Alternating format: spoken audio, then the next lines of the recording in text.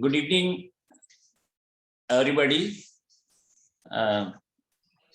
This evening, we are here just to listen a very important topic about how to choose antibiotic, what is antibiotic resistance, and what is new in antibiotic. That is one very exciting new things, which even I heard while preparing for this webinar for the first time.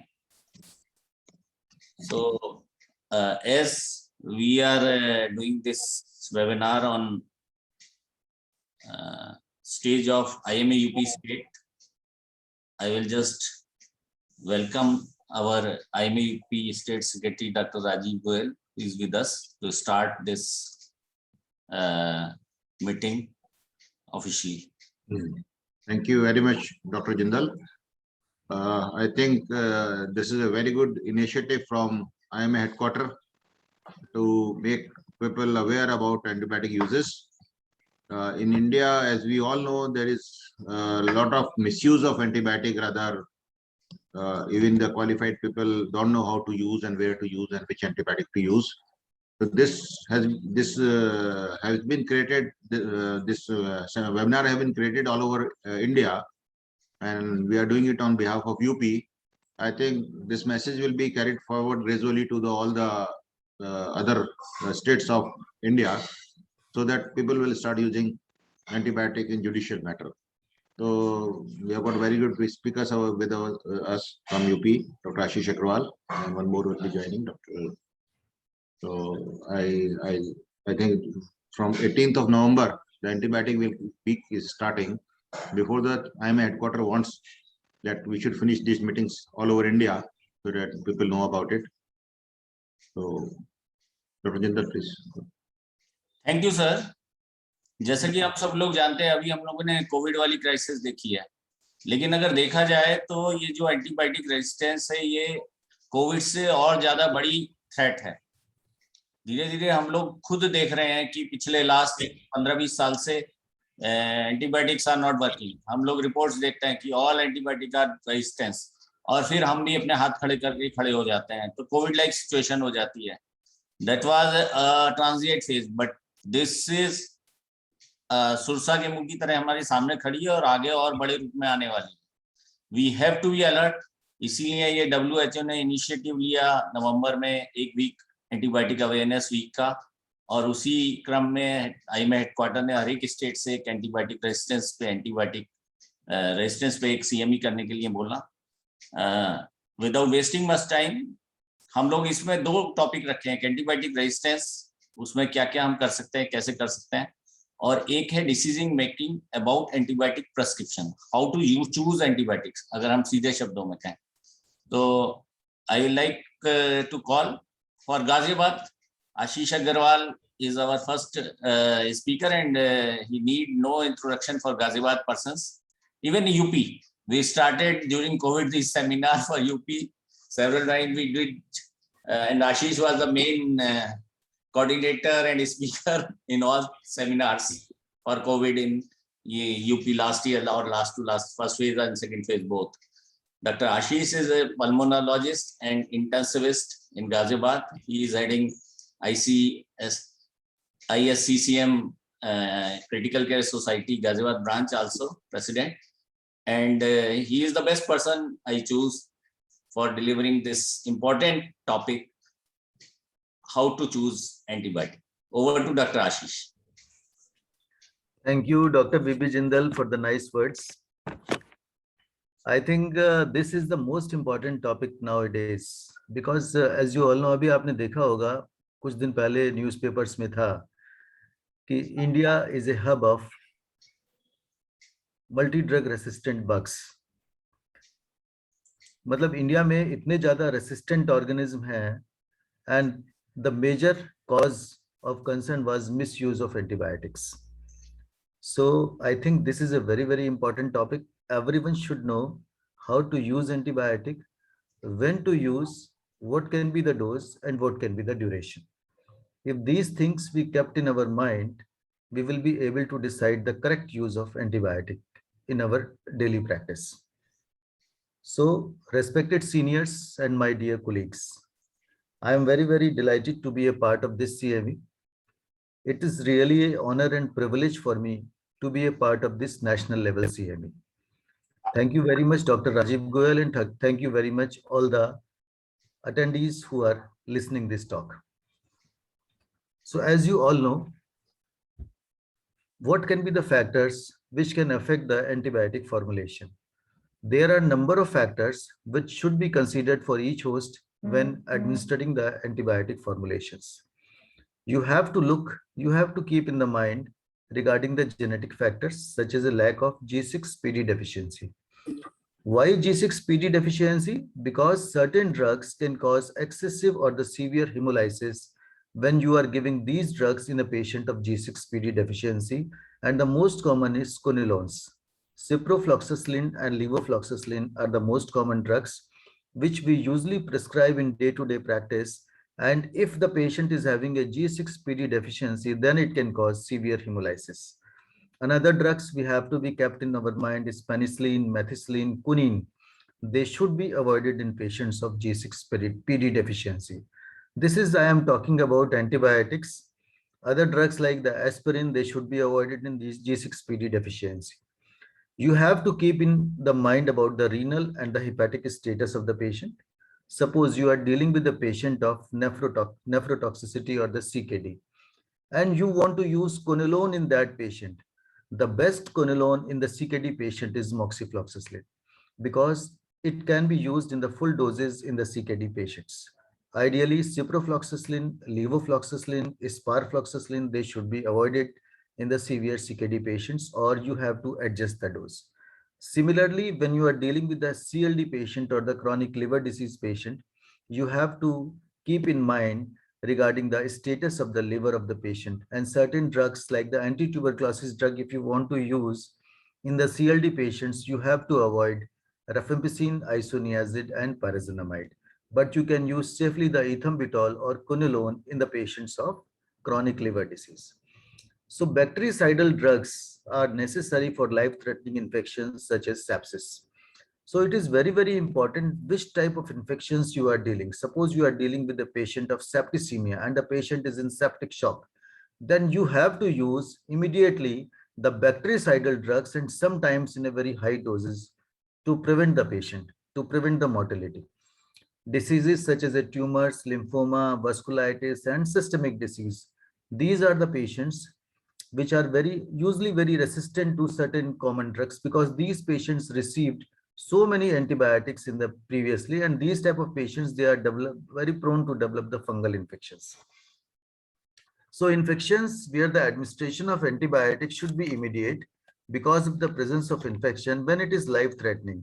What can be the infections? They include meningitis, bacterial endocarditis, leukopenia, acute necrotizing cellulitis, or septicemia. These are the patients where you have to use intravenous antibiotics in the high doses and bactericidal agents. Remember one thing, when you give antibiotic to your patient, always send culture in a proper way. Aerobic and anaerobic cultures, especially if you are dealing the patient in ICU or in the hospital, try to send the culture before administration of antibiotic. What can be the strategy of antibiotic prescription? Patient with a serious bacterial infections. In patients of serious bacterial infection, as you all know, the number of white cells are usually increased and even excel the granulocytes. So based on the clinical picture, laboratory test, they can identify the anatomical location of the infection. You have to identify the anatomical location. For example, if you are dealing with a patient of fever, burning during micturition, an increase in the number of pus cells in the urine analysis, that indicates the infection. You have to keep these things in mind before starting the antibiotics.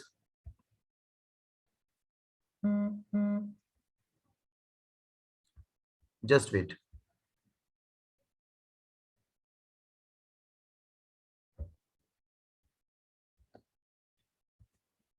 So patients who develop infection during the hospital stay, you have to use empirical antimicrobial therapy.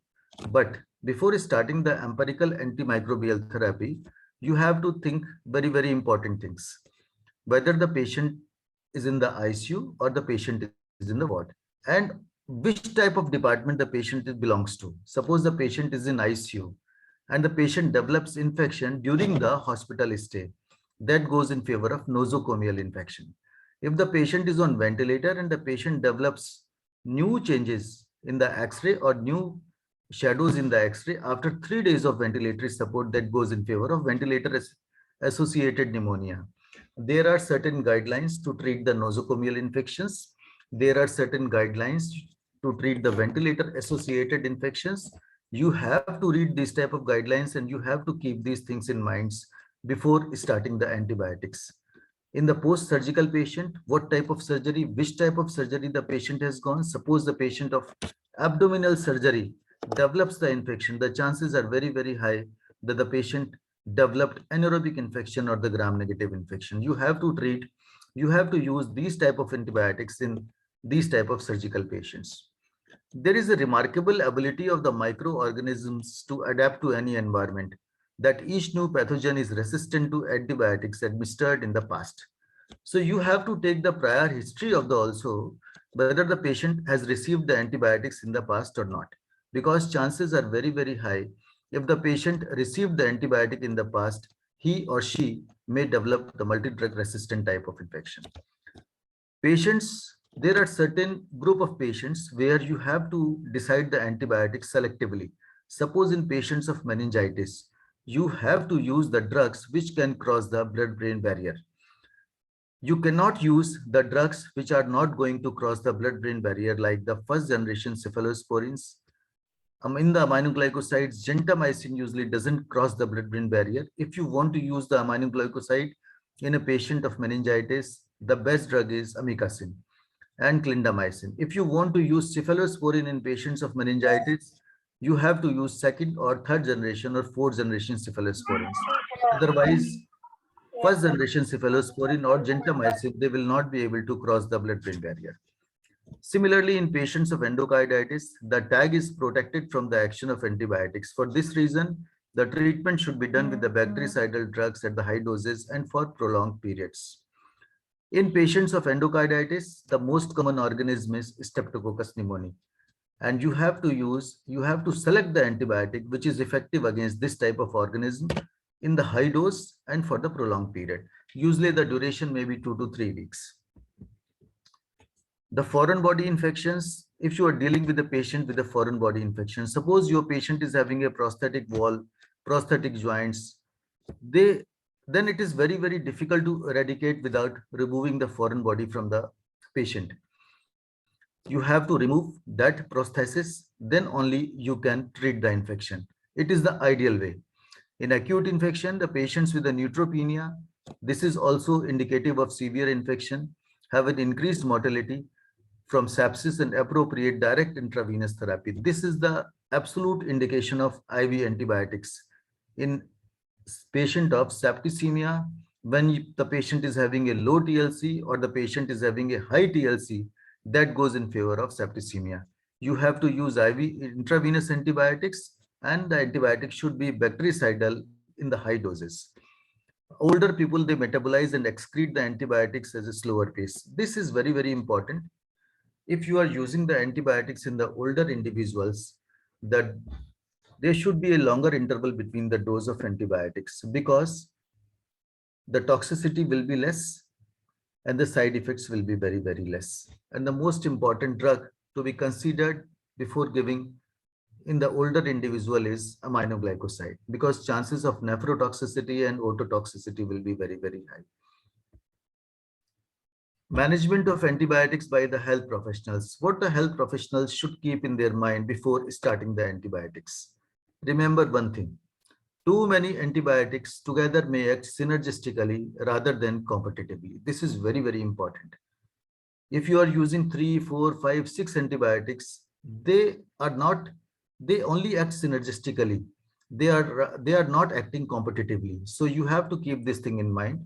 The majority of infections can be treated by a single antibiotic. If you decide proper antibiotic in a proper way, in a proper dose, your patient will be cured. But there are cases when you have to use multiple antibiotics. This is the indication of polymicrobial infection. When you are dealing with the polymicrobial infection, you have to use antibiotics. So in a combination, suppose you are dealing with a patient of gram positive and gram negative infection, then you have to use an antibiotic which is active against the gram positive, and you have to use an antibiotic which is against the gram negative infection. The examples are intraventricular brain abscess and infections of the lower limb in the diabetic patients. These are the patients where you have to use multiple antibiotics. But always use antibiotics which are having a rationale. You cannot use two antibiotics which are active against the same spectrum. Suppose you are dealing with a patient of staphylococcus and you are using the linezolid and you are using the teicoplanin. That is wrong. For staphylococcus, either one, either linezolid or you can use the teicoplanin. Combination of both, they should be avoided. This is a wrong practice. The use of many antibiotics results in more side effects. So adverse effects reaction of antibiotics are common. What can be the adverse reactions of antibiotics? They can be divided into three categories. One is idiosyncratic. It can be allergic. It can be dose dependent. The serious allergic reactions are usually immediate hypersensitivity reactions like laryngeal edema and circulatory collapse. These things have to be kept in mind before giving the antibiotic. If the antibiotic develops the severe allergic reaction, then it is better to avoid these type of antibiotics. Do not give this antibiotic in the future on that patient. The use of many antibiotics increase the risk of infection with a resistant organism. When many antibiotics are administered to the patient, the spectrum of microorganism killed is increased. The destruction of the flora of the oropharynx and the gastrointestinal tract are harmful to the humans. So when you are using multiple antibiotics, if you are having certain advantage of extended coverage against the bacteria, it can be harmful to the patient because it can eliminate the normal flora from the oropharynx and the gastrointestinal tract. It develops then chances of development of multi-drug resistant pathogen are increased. So be cautious when you are using the multiple antibiotics in the patient. Antimicrobial overuse is a major healthcare issue, as already told by Dr. V.B. Jindal, Dr. Rajiv Goel. Now, this is a major problem is antimicrobial overuse, which is leading to multiple drug resistant. Why such overuse? Such overuse includes unnecessary long duration of antibiotics. In place of 5 days, we are using 10 days antibiotic therapy. In place of 1 week, we are using 2 weeks antibiotic therapy, whether it is indicated or not, but we are using. In common bacterial infections like the acute bronchitis, COPD exacerbations, community-acquired pneumonia, urinary tract infections, and cellulitis. Being a pulmonologist, I can say, if you are dealing with a non-complicated COPD exacerbation or non-complicated community-acquired pneumonia, your patient can be cured within 5 to 7 days. Do not use IV antibiotics for more than 5 to 7 days. You can easily switch over from IV to oral, or you can use oral antibiotic in the community-acquired pneumonia or the non-complicated COPD exacerbation patients. When should antibiotic be prescribed and the limitations of antibiotic treatment in various cases? So these are the few examples as per the guidelines for what duration antibiotic is to be used, like in patients of COPD with acute exacerbation and acute uncomplicated bronchitis. The duration is maximum is up to 5 to 7 days, not more than that. It is not required. Similarly, when you are dealing with a patient of community-acquired pneumonia, the duration is minimum 5 days. ऐसा भी नहीं है कि आपको कम use करना है, ऐसा भी नहीं है कि आपको ज्यादा यूज करनी है. It should be proper. There is a criteria of minimum, there is a criteria of maximum also. So you have to minimum for 5 days, use an antibiotic minimum for 5 days in the patients of community-acquired pneumonia.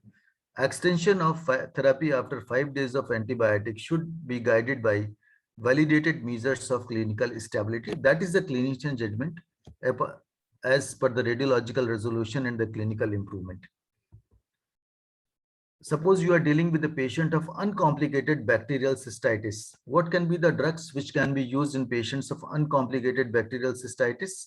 You can treat your patient with a simple antibiotic like nitrofurantoin. You can treat your patient with a cotrimoxazole or sulfamethoxazole combination for 3 days, or fosfomycin can be used as a single dose. In patients with uncomplicated pyelonephritis in both men and women, the clinician can prescribe the short course therapy with the fluoroquinolones for 5 to 7 days or Ceftriaxone for 14 days based on the antibiotic susceptibility. In patients with the non-purulent cellulitis, clinician can use 5 to 6 days of therapy of antibiotic. The most common organism in the non-purulent cellulitis is Streptococcus, and you have to use the antibiotic which is active against the Streptococcus. And the most common drug for the Streptococcus is penicillin. If the patient is penicillin sensitive, then you can use the penicillin derivatives like the amoxicillin. And if the patient is not tolerating the amoxicillin, then either you can use the quinolones or you can use the macrolides. These are the guidelines for the Streptococcus. We define appropriate antibiotic use as prescribing the right antibiotic for the right dose and for the right duration for a specific condition. These three are very, very important. The right antibiotic, right dose, and the right duration. This is where सबसे 3 R को ध्यान रखना है. जब भी आप antibiotic देंगे, you have to choose right antibiotic, right dose में देना है और right duration में देना है. When clinically supported by evidence, always try to shorten the duration of antibiotic therapy. If you think आपको लग रहा है कि आपका पेशेंट बिल्कुल ठीक हो गया है, then you can decrease the duration of antibiotic. That is your clinical judgment. आपको डिसाइड करना है. इसके फायदे भी होते हैं, इसके नुकसान भी हो सकते हैं अगर आप पहले बंद करेंगे. If you are reducing the antibiotic duration, then chances of resistant organisms are decreased apart from adverse effects. These are the certain guidelines as given by American College of Physicians on the appropriate use of short course antibiotics in common infections. Suppose you are dealing with a patient of acute bronchitis. This is acute bronchitis. Patient population is adult with the COPD. These are the gold guidelines. Gold gives the guideline every year for the patients of COPD. Tomorrow is the World COPD Day, 17th of November. Every month in the November, 3rd Wednesday is celebrated as a World COPD Day. The clinician should limit the antibiotic treatment duration to 5 days when managing the patient with the COPD exacerbation and acute uncomplicated bronchitis who have clinical signs of bacterial infection. In patients of community acquired, this is simple revision which I told you in the past. Community acquired pneumonia, all adult who are not immunocompromised. In immunocompromised patients, the guidelines are different. But if you are dealing with a patient who is immunocompetent, then you have to minimum use antibiotic for 5 days. Extension of therapy after 5 days of antibiotic should be guided by validated measures of clinical stability. Very, very clear. These are the very clear guidelines. If you read these guidelines, I think you can decide about the antibiotics in the proper way. In patients of urinary tract infection, when you are dealing with the uncomplicated bacterial cystitis in non-pregnant adult women, IDSA guideline, Infectious Disease Society of America. In women with the uncomplicated bacterial cystitis, a clinician should prescribe short course antibiotics for nitrofurantoin for 5 days, Ceftriaxone for 3 days, or fosfomycin as a single dose. And urinary tract infection, uncomplicated pyelonephritis, non-pregnant adults, prescribe the fluoroquinolones for 5 to 7 days or Ceftriaxone for 14 days based on the antibiotic susceptibility as per the culture report. So it is very, very important to send the culture report in these type of patients, and you have to decide which type of sample you have to give for the culture. We have Dr. Ashutosh Rawat, my microbiologist with us. I think he will tell in a better way which type of sample, which sample is to be used for the culture. Non-purulent cellulitis, all adults, what are the guidelines? In patients with the non-purulent cellulitis, clinicians should use a 5 to 6 day course of antibiotics active against the streptococci, particularly for patients able to self-monitor and who have close follow-up with the primary care. These are the fixed guidelines as per the various societies in the various diseases. So this is a very beautiful slide. You see clearly that every time antibiotics is prescribed, number one, you have to order recommended cultures before antibiotics are given and start the drugs promptly without waiting for the culture and sensitivity report as decided by the clinician judgment. This is very important. I think this should be done in each ICU, each ward, in each hospital, always send culture reports before starting the antibiotics. I can say sometimes it is not possible because we will have to use the antibiotics in the problem. But whenever it is possible, always send the culture reports. Make sure indication, dose, and expected duration. Reassess within 48 hours and adjust treatment if necessary. Change the treatment if necessary or stop the treatment if indicated. Treatment for urinary tract infection, make sure the culture results represent a true infection and not just colonization. I think Dr. Ashutosh will clearly tell about the infection and the colonization. These two are very different entities. The colonization can be normal, but the infection is infection.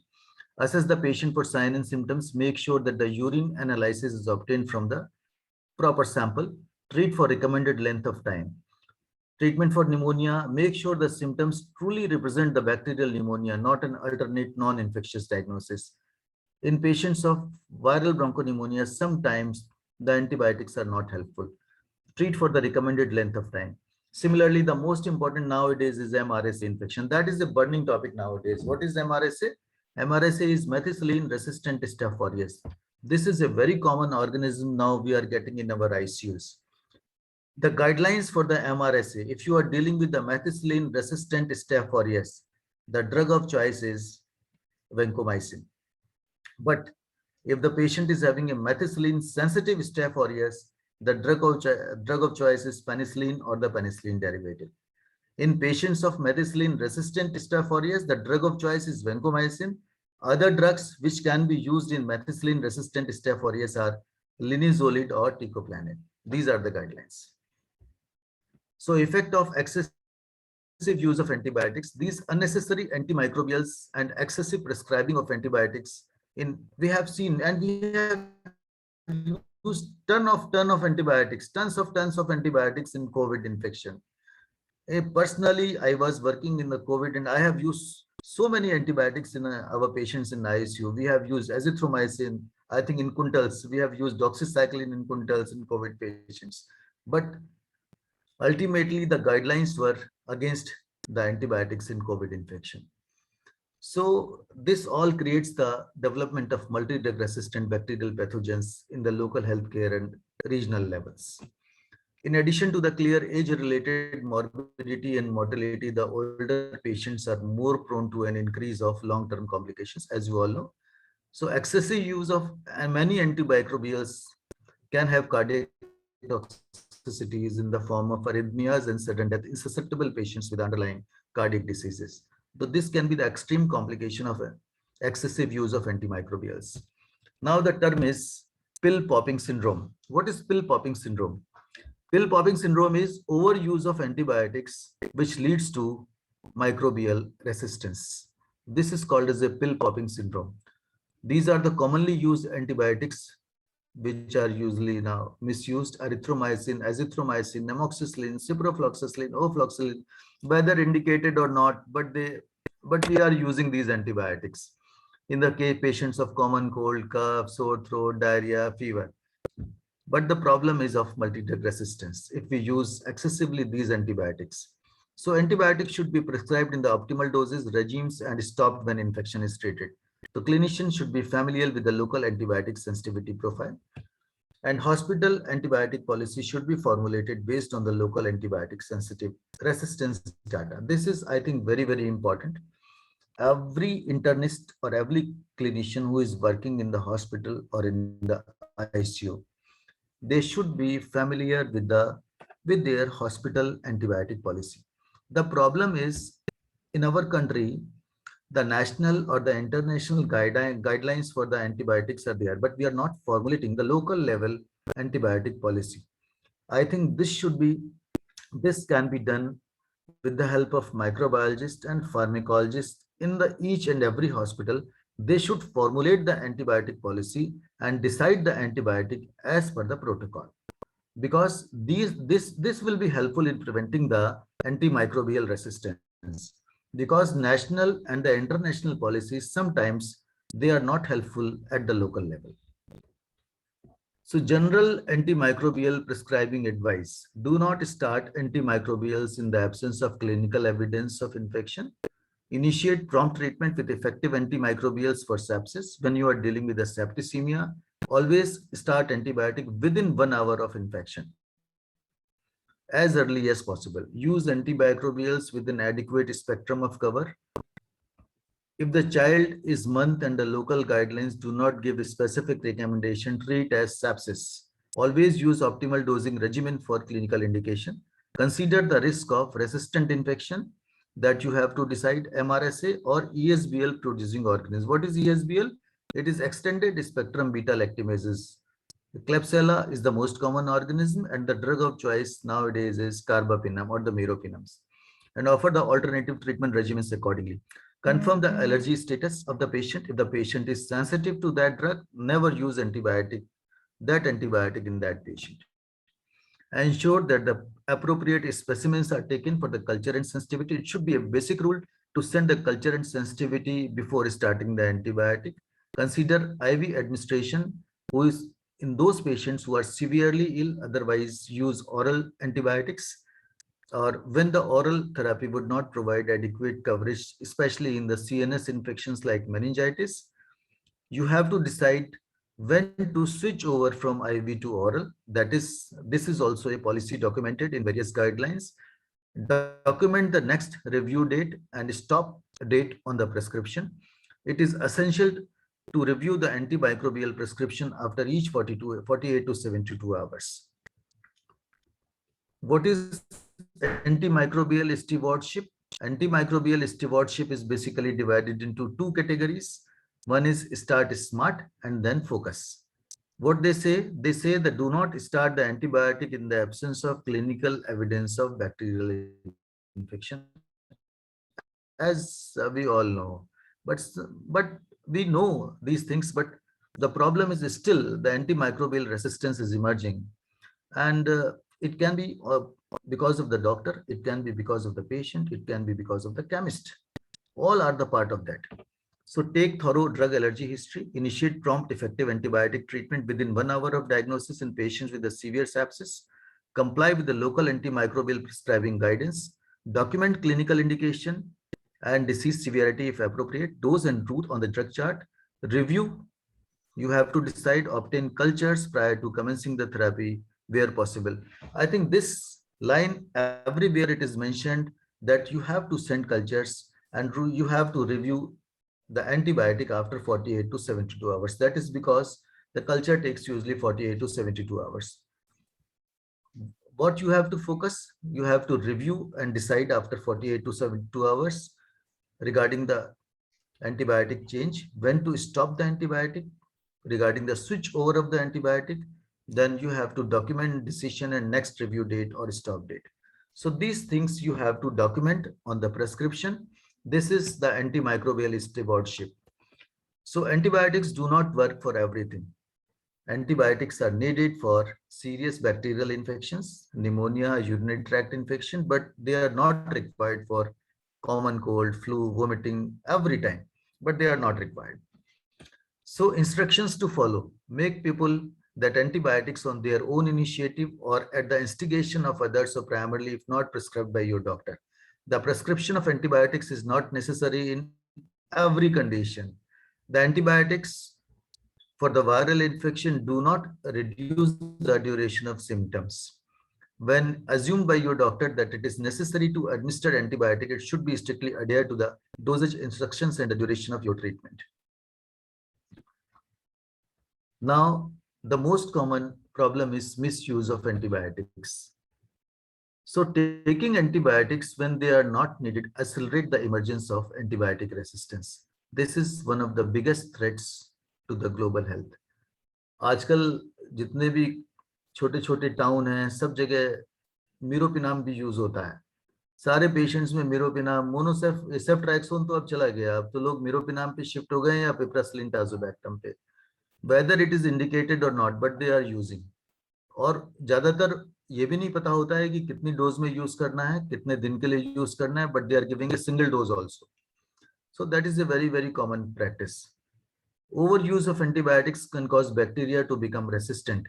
So meaning current treatment will no longer work. So please use antibiotics in the proper dose. for the proper duration. It is the bacteria itself, not the person or the animal, that becomes resistant to antibiotics. When the bacteria becomes resistant to antibiotics, common infections will no longer be treatable. Antibiotic resistant infections can affect anyone at any age in any country. Antibiotic resistant infections can lead to what can be the implications: longer hospital stay, higher medical cost, and more deaths. So you can help reduce the antibiotic resistance. For that, you have to always follow the advice of qualified healthcare professionals when taking antibiotics. This is a very important chart. I think every hospital, every ICU, every clinic, we have to put this chart in our hospital or in the ICU. So what is the take-home message? Look for the various factors before starting the antibiotics. Decide the strategy of antibiotic prescription as per the local protocols. Too many antibiotics together may act synergistically rather than competitively. Use of multiple antibiotics in the indiscriminate way. Whenever they are indicated in the polymicrobial infections, we have to use. But if we are not using properly the multiple antibiotics without any rationale, then they increases the risk of resistant microorganisms. Major health issue is nowadays is antimicrobial overuse, which ultimately leads to antibiotic resistance. Right antibiotic, right dose, right duration is the mainstay of treatment. So always read guidelines and follow them. Always send the proper cultures before starting the antibiotics. One thing is to be remembered always: antibiotic do not work for everything. Use antibiotics when they are indicated. So infectious diseases is one of the great tragedies of the living things, the struggle for existence between the two different forms of life. Instantly, the pitiless war goes on without quarter or armistice, a nationalism of species against species. Thank you very much. Thank you for your patience hearing. Our audiences were great. उन्होंने मुझे बहुत ध्यान से सुन लिया. I think the topic was very important. And Dr. Jindal, I am ready for question and answer session. We will thank you, Ashish. We will do question answer session after in panel discussion. Dr. Ashutosh is with us as expert. So I will like to call Dr. Pankaj Chaudhary, who is ready with the second presentation. Dr. Pankaj Chaudhary is at present a consultant at Max Super Specialty Hospital, Vaishali as internist. He has many awards in the field of medicine, and he was just immediate past president IMA Ghaziabad West branch. I welcome Dr. Pankaj. Over to Dr. Pankaj Chaudhary for. Dr. Jindal, should I stop share my slides? Only then Dr. Pankaj will be able to. अच्छा, ठीक है. धन्यवाद sir, धन्यवाद doctor Jindal sir, धन्यवाद doctor Rajiv Goyal sir. Doctor Ashish, you are always fantastic and good to see you after some time. So yes, it's a very important topic, and I think we should give credit to UPIMA, National IMA, to take this topic on a national level.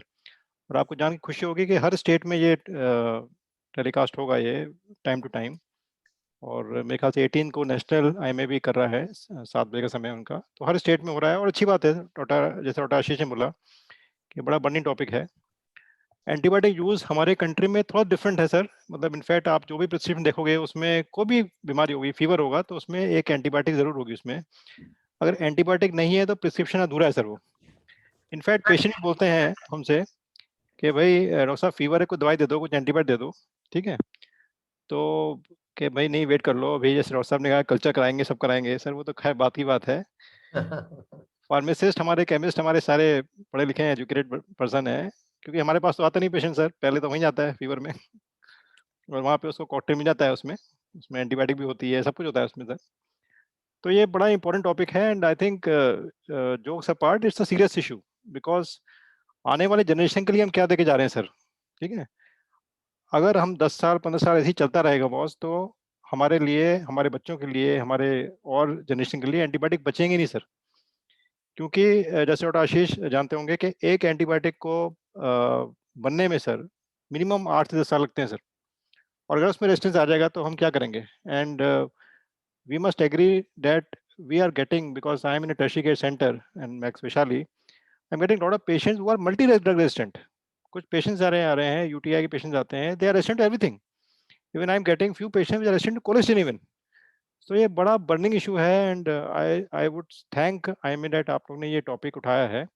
और एक general message, बहुत strong message जाना चाहिए कि antibiotic uses कैसे हो, जैसे doctor Ashish ने बोला कि राइट समय, सही समय पर और सही डोज में और सही ड्यूरेशन में दें इसको, बड़ा इंपॉर्टेंट मैसेज है आपके लिए।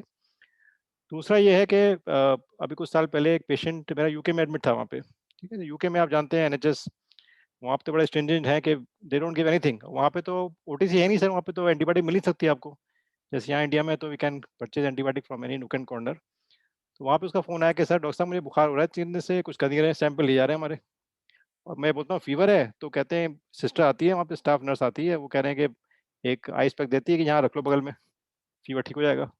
सर मैं तो बड़ा परेशान हो गया हूँ मैं आता हूँ इंडिया आना चाहता हूँ आपके पास। तो खैर कोई बात नहीं, वो नेक्स्ट फ्लाइट से पकड़ के आया इंडिया में, वापस आया, मैंने उसको एडमिट किया, देखा उसको तो उसको डेंगू था उसको अब डेंगू तो है नहीं सर वहाँ पे यूके में मच्छर ही नहीं है, तो पॉसिबली यहाँ से इंक्यूबेशन लेके मैं गया होगा वहाँ पे और वहाँ उसको फीवर हो गया उसको। तो चीज़ें होती है इस तरीके की। सो कुछ हम लोग जल्दी से फिनिश करेंगे ताकि हम लोग क्वेश्चन आंसर ले सकें, और डॉक्टर आशुतोष रावत भी हैं हमारे साथ, तो we can take up the questions. So I will share my screen.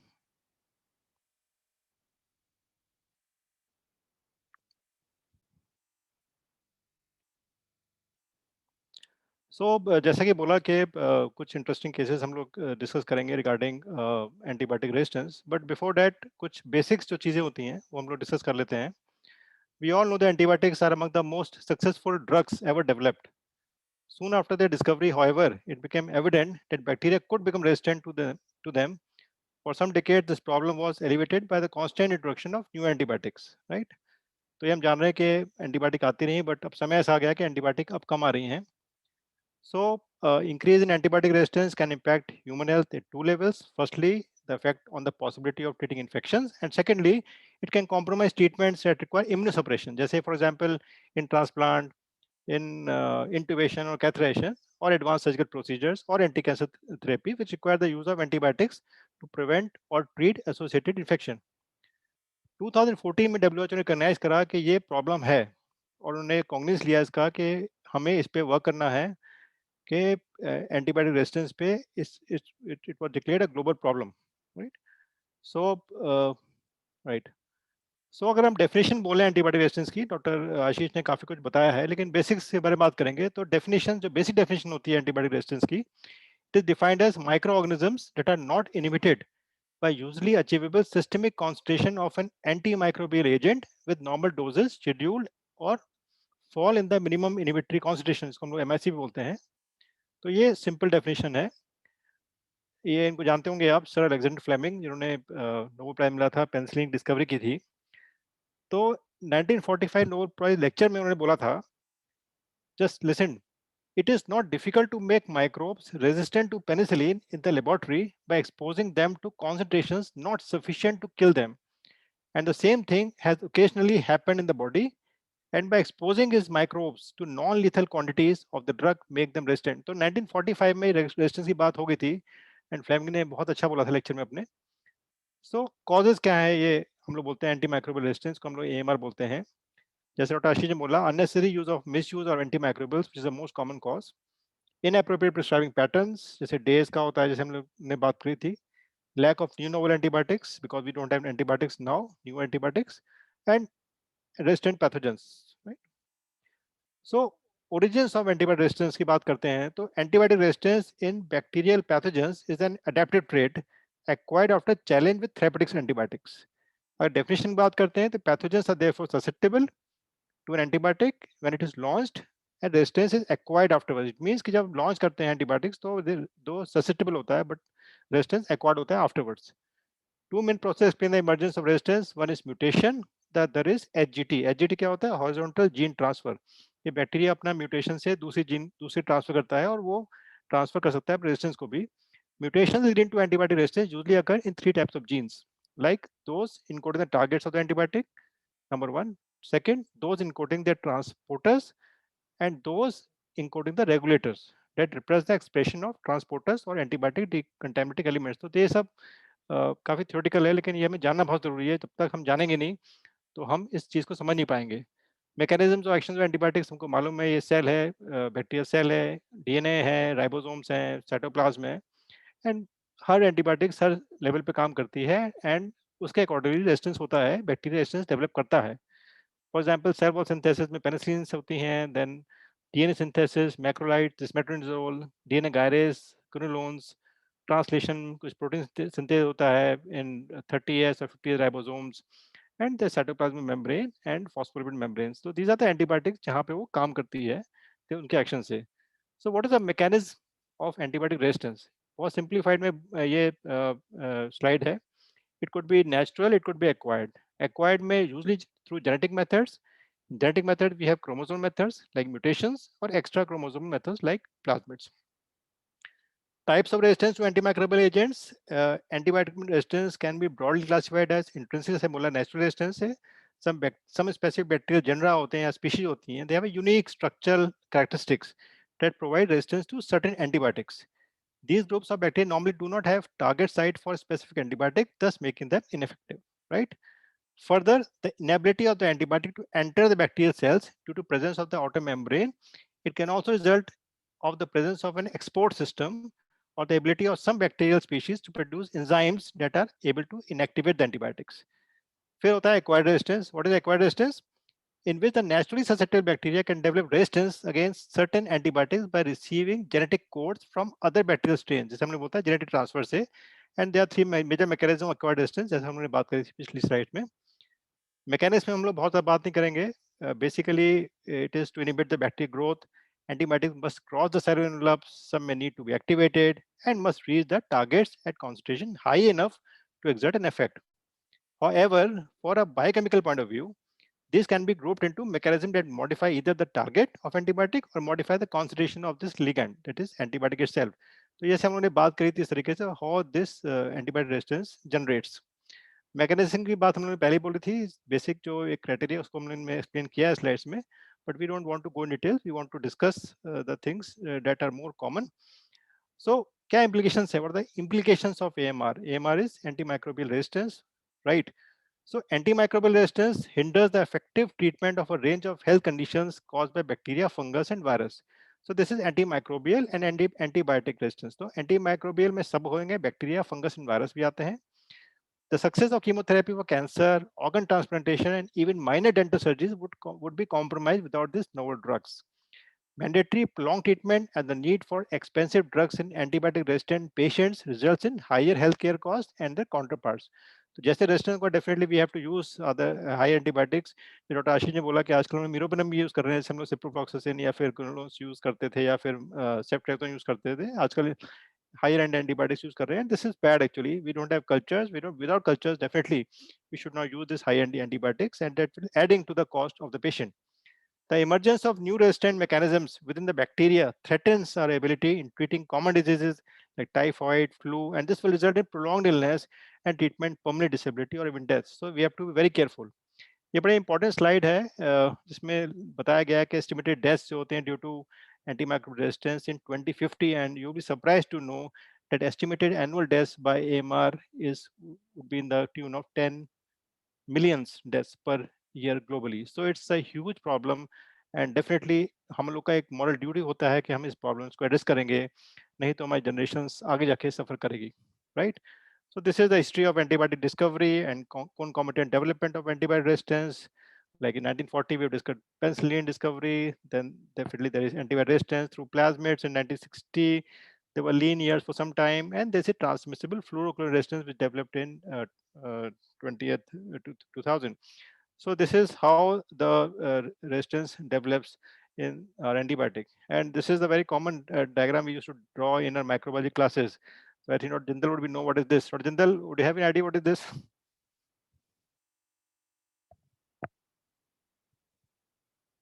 Rajendra sir? Dr. Ashutosh is Laughing. Bacteriophage. Right. I think this is bacteriophage, and this is mentioned in the CBSE bio books, 12th class. Right. Okay. 12th I class think books. we should remember our 12 days and the Yeah, macrobiology days. this diagram, same diagram is there in the. I was reading the book of my daughter. She is in 12th class in the bio section, and the same diagram I have seen in the 12th class book. हाँ sir, उसमें sir ये TMV के नाम से होगा, tobacco mosaic virus. Yes, tobacco mosaic virus. Right. So this is TMV, absolutely, tobacco mosaic virus. So actually now we are shifting from antimicrobial resistance to the novel therapy. And this what is rightly said by Dr. Ashish and Dr. Ashutosh, that this is a bacteriophage that we used to study in our books. Now it has gone into the clinical implications of it. And I'll ask Dr. Ashutosh that where in this research, where our country is, because in the University of Georgia, it has been, researched thoroughly, and patients getting treated from country to Georgia, and now I think it's now being developed in a country. In I think Punjab University is doing lot of research in the bacteriophages, and I think that the time will come that we would be treating our patients not with meropenem or carbapenems, but treating our patients with macrophages, which are absolutely beautiful way of treatment and without any major side effects, right? So we'll discuss our case study. There are a lot of cases actually been studied, but I'll, with the possible time, Dr. Ashish, I'll give only 2 cases so that we'll have an idea, and we'll discuss later with Dr. Ashutosh and you that what are the questions that are there in the audience mind. So we'll have only 2 case studies, right? So first is a 42 years old man was admitted in the trauma unit after a motor vehicle accident, right? The injuries included bilateral grade 3A open fractures of the lower extremities, a left bicondylar tibial plateau fracture with compartment syndrome, and a right distal femoral fracture. Okay. Now he was treated initially with external fixation, irrigation, and debridement that normally we do, plus left leg fasciotomies. A few days later, the external fixations were converted into internal fixations after open reduction of both fractures. 9 days after his admission, an infection of his right proximal tibia was detected with MDR Klebsiella pneumonia, and that's very common in bone infection, right? So we used to see a lot of infections, but it is MDR. MDR is multi-drug resistance Klebsiella pneumonia. It was isolated from the wound. 6 weeks after admission, an infection of his left tibia with XDR. XDR is all more dangerous because XDR is resistant to everything, right? It is Acinetobacter baumannii, and Acinetobacter baumannii, we are struggling with this bacteria in our institute also, and it is sometimes it is MDR. So we have MDR Klebsiella pneumoniae and MDR A. baumannii, right? So during his long course of treatment, he underwent serial irrigations and debridements and placement of cement spacer due to bone loss of the lateral tibial condyle. The patient was treated with a prolonged course of antibiotics, like 6 weeks of piperacillin tazobactam, 4.5 grams 8 hourly, initially followed by an 8-week course of meropenem, 1 gram three times a day, and high dose of colistin, that is 2 milliunits of TDS. So all broad-spectrum antibiotics he was put in. So afterwards, he had secondary bone grafting and fixation of his tibial plateau, local irrigation, debridement and coverage with a lateral rotational GI, this gastrocnemius flap to fill the soft tissue deficit. Despite the aggressive INDs and flap coverage, the wound broke down, and XDR, this Acinetobacter baumannii, resistant to carbapenems and colistin, was again cultured from that. That's a very serious issue. When you don't have any antibiotics, you have exhausted carbapenems, you have exhausted colistin, and you have nothing to do, right? So what next?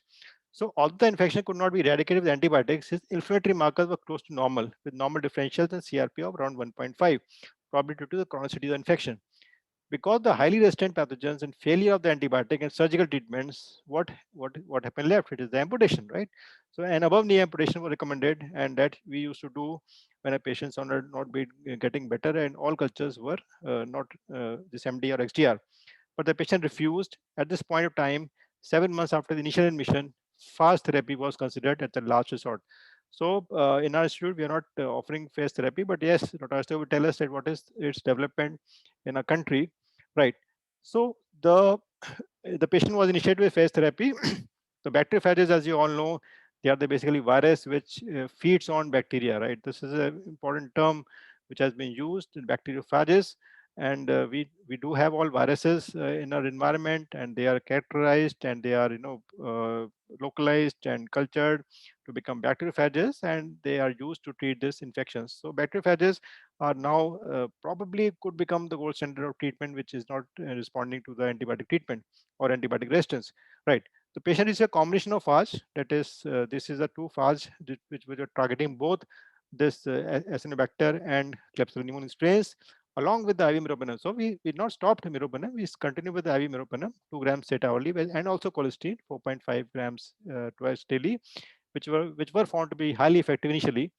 So 1 ml phage was administered TDS or 35 minutes. The first 3 doses were given in the intensive care unit to monitor adverse events. No deleterious effect of phage therapy was observed during or after the treatments, which were given for 5 days. Since Acinetobacter was isolated from the healing wound at the end of the first treatment course, second treatment course was given for additional 6 days, 1 week later. So the first sign of wound recovery, graft healing, and elimination of subtle chronic bone pain in the patient's left leg were noted within few days and after the initiation of phage therapy. During an 8-month post-treatment follow-up period, no positive cultures for either Acinetobacter or Klebsiella were obtained from his side. So this is a very important study which has already published in a reputed journal, that phage therapy is actually play a major role in the treatment of chronic resistant infections. So it's a successful treatment of antibiotic resistance polymicrobial bone infections with bacteriophages and antibiotic combination. So it's an important study. So we have what were there, that two phages mutuality, that this KPKT1 is the one phage could not grow in the presence of meropenem, because meropenem is an antibiotic which also have the effect on phage. However, when mixed with this other phage, its growth recovered, most probably due to carbonase that was excreted by the ABKT720 producers. Right, this is phage. Moreover, when they were cultured together, the two bacteria were relatively resistant to antibiotics. It was only when both the phages and the antibiotics, both 3 antibiotics, were given together, the growth of the both bacteria ceased. So it's very important observation, right? The second case, the last case, the Acinetobacter baumannii resistant to cholesterol after alters in antibiotic resistance profile. So it's a 39 years old man with previous surgical resection of a craniopharyngioma was admitted with symptoms of acute hydrocephalus. Clinical management, he was treated with external ventricular CSF decompression. On the 8th day following this procedure, the patient presented CSF leakage at the surgical wound on day 11 and headache with turbid and xanthochromic CSF with more than 5,000 cells and very low glucose. He was treated with vancomycin 500 milligram twice daily for every 6 hourly, and meropenem 1 gram IV 8 hourly were prescribed. Acinetobacter was isolated from CSF and was susceptible to cholesterol, TG, amica, genta, and tobramycin, and resistant to Septa, cefotaxime, cefepime, imipenem, meropenem, piperacillin, tazobactam, ticarcillin, rifampicin, sulbactam, and ciprofloxacin. Right. So on day 14, vancomycin, meropenem were discontinued, and cholesterol was started as per culture sensitivity. On day 23, CSF characteristics remain similar, and Acinetobacter baumannii was again isolated, which changes its susceptibility resistance profile. Now the profile has been changed. It now becomes susceptible to sulbactam, TG, Mino, Amica, Genta, and tobramycin, and become resistant to cholesterol, Cefta, C4, cefepime, imipenem, meropenem, piperacillin, rifampicin, ciprofloxacin. So we have started intrathecal gentamicin, 10 mg every 12 hours were added. On day 28, CSF remains turbid and xanthochromic with 980 cells. Acinetobacter again was isolated, now susceptible to sulbactam, Mino, Cefi, Amica, Genta, and tobramycin, and resistant to cholesterol, ceftazidime, cefotaxime. On day 31, ventral drainage was discontinued. On day 34, antimicrobial treatment was modified, adding sulbactam and cefepime, stopping gentamicin. On day 57, CSF had 54 cells and low glucose. Antimicrobial treatment was stopped, and the patient was discharged without clinical signs of infection on day 66. All the Acinetobacter baumannii isolates had the same clinical profile by repetitive extragenetic palindromic polymerase chain reaction. This case report confirmed that cholesterol resistance Acinetobacter baumannii strains may be selected in vivo by the use of cholesterol, but that such acquisition of resistance does not always indicate a bacterial fitness cost. Moreover, the acquisition of resistance to cholesterol in Acinetobacter baumannii in this case led to change the antibiotic resistance profile as the isolate becomes susceptible to cefepime and sulbactam. So these are the cases that actually we used to get in our centers, and which help us to understand the profile of the antibiotic resistance. And as I already told, that phage therapy, bacteriophage therapy, is a novel way of treating this AMR pathogens. I think this is my presentation. And I think over to Dr. Jindal and Dr. Ashutosh for panel discussion. Thank you. Thank you. Thank you, Dr. Pankaj, for keeping it in time and discussing the antibiotic resistant theory. Dull topic, make it lively with case presentation. It was an interesting case. I heard while seeing this slide, bacteriophage therapy for the first time. It is not very common. Now I will just request all listener attendee to put their question in chat box so that we can take their question, if any, after a brief note of our panelist who is here as expert with us, Dr. Ashutosh Rawat, who is head and professor of microbiology at Santosh Medical College, Ghaziabad. Over to Dr. Ashutosh for expert comment, and then we will take question answer, if any. Thank you, sir. Thank you very much for the opportunity, and thank you all both of the speakers. It was a very nice, lucid talk covering almost all the concerns we are having on the antibiotic issue. I would just like to tell you that fighting against antibiotic resistance is a great teamwork, and practically in India, the role of what you are missing as a support role from a microbiologist. Now, I tell you what a microbiologist can do for you here. Now, in all the plethora of guidelines, in all the sea of guidelines of antibiotics, use this, that, and that, where is the one thread which you have to pick up? And that is the antibiotic policy. What the antibiotic policy defines, that classify your patient into 3 categories: type 1, type 2, type 3, depending on whether the patient has any hospital stay previously, whether he has got an intervention previously, whether the patient has taken an antibiotic in the last 90 days, what's the age of the patient, is he having any comorbid condition or not. Simply on this 5-6 factors, you can classify any of your patient into 3 categories: type 1, type 2, and type 3. Further, this category will guide you as for the antibiotic policy is a wonderful document, National Antibiotic Policy Guideline 2011. Visit the page number 45. All clinicians, I request, visit the page number 45 of this guideline, which actually imparts you the practical aspect of how to implement all these precautionary measures. So once you classify your patient into 3 risk categories, antibiotic policy will tell you that in the category 1, which is a young patient without any antibiotic history, without any hospital administration, आप कौन से organism के infection को suspect करेंगे. आप clinically you are all well versed with what antibiotics are contraindicated as per KFT or LFT or whatever, पर patient का infection से आया है.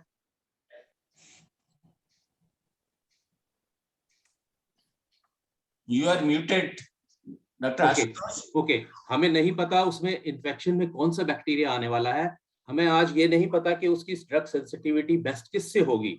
यहाँ पे आपका माइक्रोबायोलॉजिस्ट आपकी एंटीबायोटिक पॉलिसी से आपको हेल्प करता है. वो पूरे 1 साल के डेटा से, जो कि डेटा बेस्ड होता है, आपके हॉस्पिटल के एरिया वाइज, पेशेंट के सैंपल वाइज, इन्फेक्शन वाइज, उसके पास ये डेटा एनालाइज करके वो रखता है कि इस पर्टिकुलर पेशेंट के पर्टिकुलर इन्फेक्शन में, जो कि हॉस्पिटल के एक पर्टिकुलर एरिया से आया, चाहे आईसीयू से आया, चाहे वार्ड से आया, चाहे ओटी से आया है, कि कौन से 3 सबसे कॉमन ऑर्गेनिज्म आइसोलेट हुए हैं पिछले 1 साल में, और उनमें कौन सी बेस्ट 3 एंटीबायोटिक काम करती हैं. तो इस ग्रे जोन में, जबकि जिस वक्त हमारे पास एंटीबायोटिक सेंसिटिविटी की गाइडलाइन नहीं होती, की रिपोर्ट नहीं होती, इस ग्रे जोन में आपका बेस्ट हिट आपको आपका माइक्रोबायोलॉजिस्ट प्रोवाइड करता है इस इन्फेक्शन के लिए. That is what the first step of the and formulating an antibiotic policy will help you in deciding in this gray zone, classify your patient into 3 categories, whether it is an OPD or IPD, and then select the antibiotic. दूसरी category का जो patient है, थोड़ा old है, थोड़ी antibiotic की भी history है, बट उसको कोई कोमोरबिड कंडीशन नहीं है, ऐसे में आप एंटिसिपेट करें कि इसको ESBL या MRSA ऑर्गेनिज्म हो सकता है। इसमें वो एंटीबायोटिक पॉलिसी आपको डिफाइन करेगी कि कौन सी एंटीबायोटिक्स में से आपको सेलेक्ट करना है। आप LFT, KFT, you know it better, 3-4 antibiotics की आपकी बेस्ट चॉइस होगी, उनमें से आपको सेलेक्ट करना होगा, क्योंकि ये वो सिलेक्शन है जो ये बताएगा कि इस पेशेंट में लाइकलीहुड ऑफ इन्फेक्शन किस बैक्टीरिया से हो सकता है और उसके लिए क्या बेस्ट एंटीबायोटिक आप दे सकते हैं, depending on the last 1 year record of your hospital, tailorised to your particular local hospital. Number 2, before start, ऐसे ही नंबर 3 का जो कैटेगरी का पेशेंट है जो सबसे ज्यादा कोमॉर्बिड है, कंडीशंस है, हॉस्पिटल स्टे रह चुका है, एंटीबायोटिक की जबरदस्त हिस्ट्री रह चुकी है, मल्टी ड्रग रेजिस्टेंट ऑर्गेनिज्म इसमें एंटिसिपेट करेंगे, और एंटीबायोटिक पॉलिसी आपको फुल फ्रीडम देती है कि ऐसे पेशेंट्स में आप meropenem, imipenem right from the presumptive guideline empirical state से चला सकें। नंबर 2, किसी भी एंटीबायोटिक को स्टार्ट करने से पहले, जैसे सर ने भी खूब अच्छे से बताया है कि एंटीबायोटिक स्टार्ट करने से पहले आप कल्चर भेज दीजिए, अदरवाइज एंटीबायोटिक स्टार्ट हो गई तो culture will be get affected. Number 3, once the culture report is available to you, now you have to assess whether to escalate your antibiotic or to de-escalate your antibiotic, whether to escalate your antibiotic to type 3 according to the organism, or to de-escalate it to type 1, or to stop your antibiotic at all. तो इतनी classification, इतनी मदद आपकी antibiotic policy आपको करती है। Number 2 बात कहूंगा कि be in communication with your local, with your hospital microbiologist in terms of sample collection, in terms of timing of sample collection, in terms of interpretation of the antibiotic report. Many a times, because what we are testing is in vitro, इसका in vivo क्या effect होने वाला है, be in consultation with your microbiologist. तो ये कुछ विशेष बातें हैं जो मैं practically approach आप कैसे करेंगे. Please do refer to National Antibiotic Guideline 2011. वो नेशन में तो इम्प्लीमेंट नहीं हुई, लेकिन वो जिस फॉर्मेट में बनी हुई है वो this is the best format to initiate all this guideline in one go. आपके पास आपके मोबाइल में या आपके कीरिंग में, अगर ये आपके हॉस्पिटल की एरिया वाइज और इन्फेक्शन वाइज प्रिजम्पटिव गाइडलाइन अगर आपके पास है, आधी से ज्यादा प्रॉब्लम आपकी सॉल्व हो. And now we can continue with the questions, and then I think that's. Thank you, Dr. Ashutosh. Dr. Vinay का है, any training or guideline available to develop local antibiotic policy? मेरे ख्याल से we have to prepare it with our own data. Local guideline has to guidelines how to prepare this antibiotic policy is given in that National Antibiotic Policy document 2011. Please visit that. In detail it tells कि कैसे microbiologist की मदद से आप अपने अस्पताल की एक हॉस्पिटल एंटीबायोटिक पॉलिसी बना सकते हैं. 1 साल का क्वालिटी AST डेटा चाहिए होता है. Actually, Dr. Jindal, national guidelines are available. You have to make your local guidelines on the hospital basis. मैं बताता हूँ सर, उसमें तरीका बताया हुआ है कि कैसे बनानी है, लेकिन डेटा आपका अपना होगा. So that's how it is still. अगर ये हम लोग कर लेते हैं ना, तो most of the problems will be solved. Because we have to know about the local flora, which antibiotic to be used at when. इसका भी मैं आपको सोल्यूशन बताता हूँ सर. जब आप नहीं जान रहे हैं कि आपका लोकल फ्लोरा कैसा है, आप अपने नियरेस्ट एरिया में जहाँ पे स्टैंडर्ड एंटीबायोटिक पॉलिसी अवेलेबल है, उसको लेकर के अपनी कमेटी में डिस्कस कर लीजिए कि आप कौन सी एंटीबायोटिक्स यूज करते हैं, कौन सी नहीं यूज करते हैं. मैं वही कहना चाह रहा हूँ doctor Ashutosh, for this to make the local guidelines about the antibiotic policy and in the hospital, actually interaction is must between the microbiologist, between the clinician, and if you can so have that HICC, hospital infection control committee, if you can have the pharmacologist in that, that is the best thing. I think if you have clinician, microbiologist, pathologist, and the pharmacologist, well defined format of HICC is available. This team I think will be the best to decide about the antibiotic policy. That's it. There is one more question about please explain the phase therapy. It's new for me by Dr. Ray. बहुत simple शब्दों में बोलूं तो doctor Pankaj ने बताया था. Just revision? बहुत simple शब्दों में समझाऊं तो बैक्टीरियोफाज एक वायरस है जो कि बैक्टीरिया को पैरासाइट करता है और उसको खाता है, फिनिश करता है. It's an old microbiological technique of using this phenomena for typing of the bacteria, which was called as bacteriophage typing. आज उसी को जो है कुछ मल्टी ड्रग रेजिस्टेंट और पैन ड्रग रेजिस्टेंट ऑर्गेनिजम्स के ट्रीटमेंट में इस्तेमाल करने की डायरेक्शन में रिसर्चेस चल रही हैं कि किस तरीके से उस वायरस का, उन वायरसेस का इस्तेमाल करके और इन बैक्टीरिया को वो they eat up and they finish up the bacteria. So as an alternate to antibiotics, they are being researched for, and at some places they are in practice. Not yet in India. But they should be used in combination with the antibiotics. Huh? It's yet in the research.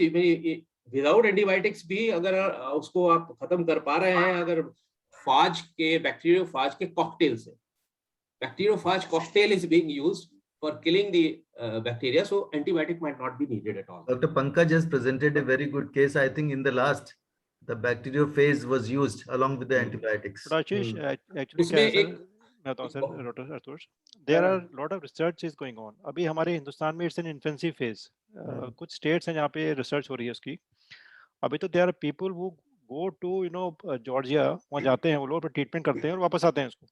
तो वहाँ पे visa and everything जो logistics है सब कुछ जो है वो सारा को करते हैं इसको. कॉस्ट तो डेफिनेटली बहुत ज़्यादा है इसमें अभी, because you have to travel abroad and, but मेरे ख्याल से इन अ डिकेड और less than a decade I think this fast therapy would be available in country. और जैसे हमें लग रहा है कुछ मैंने कुछ पेपर्स देखे थे, कुछ पब्लिश हैं और काफ़ी चीज़ें पेटेंट भी हो रही हैं हिंदुस्तान में. जैसे बात लिटिक जो बैक्टीरियोफेजेस होते हैं, इसमें हम कॉकटेल्स यूज करते हैं, लाइक 3 बैक्टीरियोफेजेस, 4 बैक्टीरियोफेजेस, 5 बैक्टीरियोफेजेस. और इसका रूट ऑफ एडमिनिस्ट्रेशन भी डॉक्टर आशीष बड़ा इंटरेस्टिंग है. मतलब it can be applied locally also, it can be injected, it can be मतलब इन क्रीम्स इन दिस थिंग. तो ये जैसे डर्मेटोलॉजी में कुछ चीजें होती हैं जो कि नहीं ठीक हो रही हैं, मतलब वहाँ पे भी हम लोग यूज कर सकते हैं इसको. जेनेटल में मेरे ख्याल से सबसे यूज होता है, because we have lot of patients जो क्रॉनिक प्रोस्टेटाइटिस है, ठीक ही नहीं हो रहे मतलब वो, एंड मल्टी ड्रग रेजिस्टेंट है वो. तो उसमें जो बैक्टीरियोफेज का बहुत रोल अच्छा आ रहा है इसको. आई थिंक कुछ समय में शायद हम लोग इस थेरेपी को जानेंगे, समझेंगे और it will be a very good treatment in future. आपके केस में मैं एक बात और बोलना चाहता हूँ to bring to knowledge of all the members here. एक उस केस में एक फिनोमेना था कि एंटीबायोटिक, कोलिस्टिन एंटीबायोटिक पहले रेजिस्टेंस था, फिर सेंसिटिव हुआ, फिर दूसरी एंटीबायोटिक से सेंसिटिव हो गया.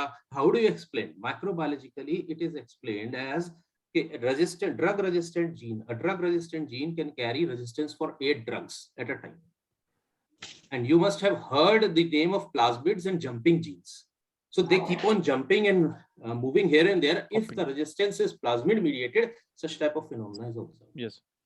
Possibly the second case is possibly because of plasmid, because this gene Plasmid hopping, what we mediated. call as gene jumping. But the interesting thing was in your case is when the patient was resistant to all the antibiotics and you used meropenem and colistin. That was very interesting because we have seen so many reports in our ICU when the patient is resistant to all the antibiotics. So this, I think these are the guidelines also. When the patient is resistant to all the antibiotics, you have to use carbapenems. Dr. Ashish, and it's the importance of repeated cultures. That's very important. That's what Ashish just said, because there is a gene hopping or gene jumping due to plasmid, thing. The culture, would change in a couple of time. These are the lose your heart. Don't lose your heart. I think you can continue to treat the patient, and maybe you may be successful in treating those patients. Just one more culture is very important. One more point I want to raise in dealing with multi-drug resistant organisms or pan-drug resistant organisms, as Dr. Ashish was saying right now, that if you have access to MIC-based reports, if you have access to MIC-based sensitivity reports rather than a simple sensitive intermediate resistant type of profile reporting, if you have access to MIC-based reports, you can choose a better antibiotic. You can choose, despite all being resistance, you can create an option of giving an antibiotic at a higher dose to counteract that resistance. और ऐसे organisms को resistance को counter करने के लिए कुछ strategies तो हैं ही, जैसे कि सिनर्जिस्टिक कॉम्बिनेशंस, जैसे कि सर कह रहे थे, सिनर्जिस्टिक कॉम्बिनेशंस ट्राई किए जाते हैं, या फास्ट ट्रीटमेंट अब आ गया है इस तरह की चीजों के लिए. So that is it. MIC, please try to switch over to MIC based sensitivity reports, वो आपको ज्यादा फ्रीडम देगा अपनी एंटीबायोटिक्स को चूज करने में और पैन ड्रग रेजिस्टेंट ऑर्गेनिजम्स में भी कुछ ब्रेक थ्रू देने में। I think now all good labs are giving MIC values also, and I think it's important. Like Metropolis is last now giving MIC values, so that you can choose proper antibiotics when you start the treatment. That is more accurate. I think there is no more question. Is there any question? Please post in chat box. Sir, एक take home message, sir. Okay. So मेरे हिसाब से the take home message would be for all audience that is here, that good clinician is not is who prescribe antibiotics. I think the best clinician is those who do not prescribe antibiotics. I think that's the most important, because normal flu, diarrheas, viral infections, sore throat, we are, patients are ending up with antibiotics unnecessarily. That would be adding on the antibiotic. So मेरे patient बोलते हैं sir आपकी fees तो 600 रुपए है और पर्चा 60 रुपए का होता है आपकी दवाई का. So I think that's the main message that they should percolate in the society, that don't jump into writing antibiotics on the very first prescription. Wait for some time, like I would say that 3 to 5 days wait कर लो. उसके बाद अगर suppose लगना है antibiotic, आशीष ने बोला, तो get cultures. Suppose अगर एंट्री का डायग्नोस कर रहे हो और आपने पहले से सेफेक्सिन दे दी उसको, तो कुछ नहीं आएगा उसमें. So if you start antibiotics, so you just get a culture done and then you can start antibiotic, but before culture, be it urine or be it blood. This is my take home message. I'll just add a line on that. ये एक spectrum हो गया इस problem को handle करने का. And just दूसरा ये है कि where a bullet can be used, don't bomb it. Where a bullet can be used, don't bomb it. So that will save the high-end antibiotics for you. The problem is actually we don't have antibiotics in the near future. That is the main problem. And I think in the coming decade or 5 to 10 years, we will not be having another very good antibiotic. So the problem will be for the future generation. And now the meropenem is in the hands of coax. At the village level or the town level, the meropenem is अपने घर को सही कर लेते हैं. left and right meropenem. So that is the biggest problem. Cost is very low. That's why it is in the hands of, I think, coax. एक practice है hospital infection control में रेस्ट्रिक्टेड एंटीबायोटिक्स की. ये hospital restricted antibiotic, जितनी भी high and antibiotics है उन पर रेस्ट्रिक्शन लगा दिया जाता है. बट यही रेस्ट्रिक्शन हॉस्पिटल्स में फॉलो हो जाए और कभी अगर नेशनल लेवल पे आ जाए तो शायद ये क्वैकरी वाला इशू सॉल्व हो सकता है. Professor Partha want to say something. Not Partha. हाँ सर, नमस्ते. मैं न्यूरोलॉजिस्ट हूँ. मैं लिवरपूल से कनेक्ट कर रहा हूँ. मैं कलकत्ता का हूँ. मैं सब सुन रहा था कि कैसा एंटीबायोटिक पॉलिसी इंडिया में अभी रैशनलाइज किया जा रहा है. मैं पब्लिक अवेयरनेस के बारे में कुछ स्टेटमेंट करना चाहता हूँ, क्योंकि हमारा पब्लिक क्वैक के पास जाए कि फार्मेसी दुकान में जाए और वहां से डायरेक्टली ओवर द काउंटर खरीद ले, वो तो बहुत कंट्रीब्यूटरी है. और पब्लिक भी हमारे पर बहुत प्रेशर देते हैं कि डॉक्टर साहब बुखार आया है तो कुछ दवाई दे दीजिए, एंटीबायोटिक नहीं दिया तो दूसरे किसी के पास चला जाएगा, वहां से दवाई ले लेगा.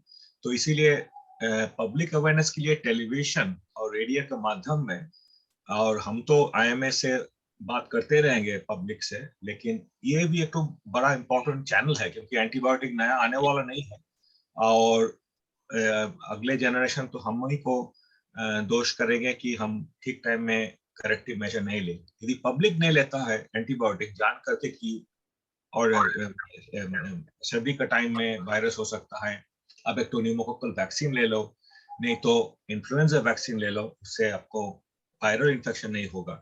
कि 2 दिन रुको कि देखो कि वायरस हो, पैरासिटामोल खा के रहो, एंटीबायोटिक का मिसयूज मत करो.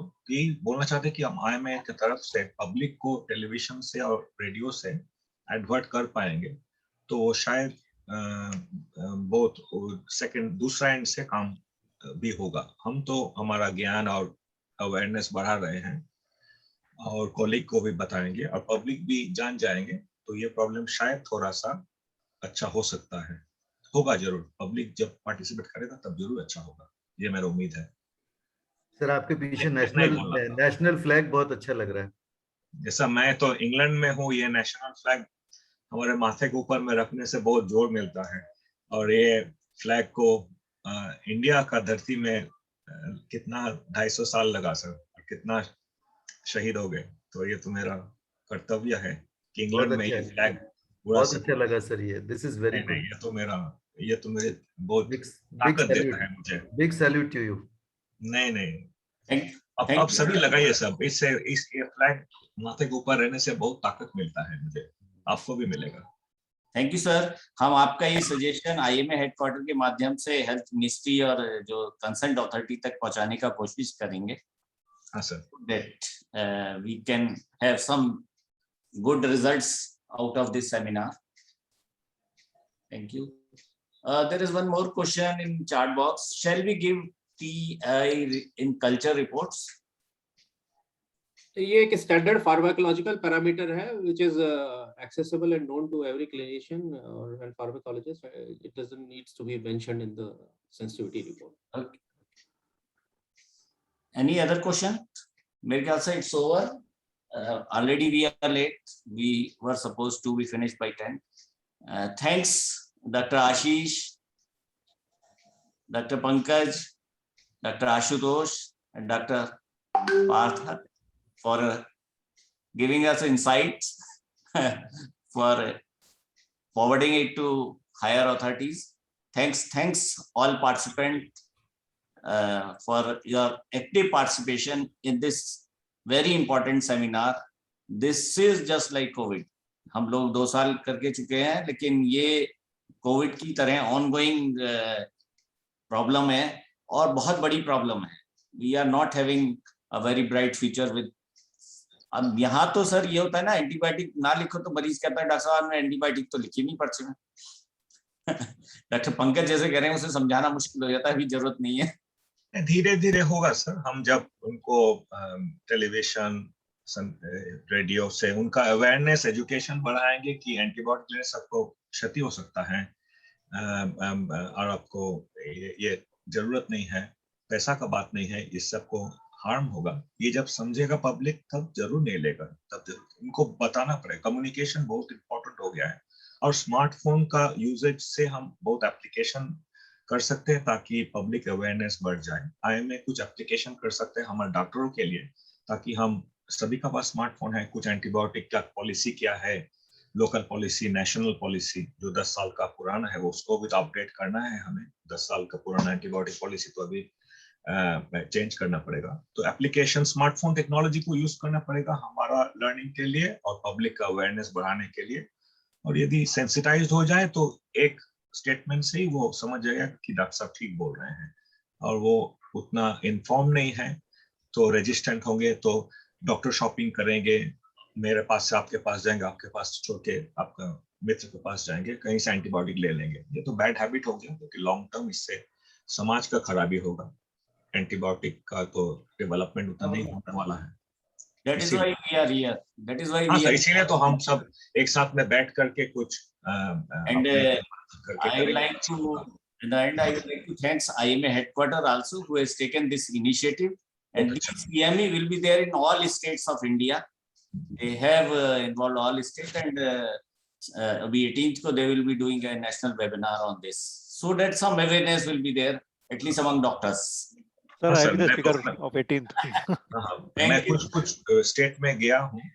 जूम से बहुत अच्छा हुआ है, क्योंकि हम सभी के साथ मिल सकते हैं, कम्युनिकेशन होगा. हमारा बीच में डायलॉग भी बढ़ा है. और हम असम में थे कुछ देर पहले, वहां पे भी ऐसा ही चर्चा चल रहा था. इससे अवेयरनेस बढ़ेगा हम में, तो जरूर इंडिया का तरक्की होगा, सेफ्टी बढ़ेगा. जय Hind. Thanks everybody. Thank you. Namaste. I will request the host to just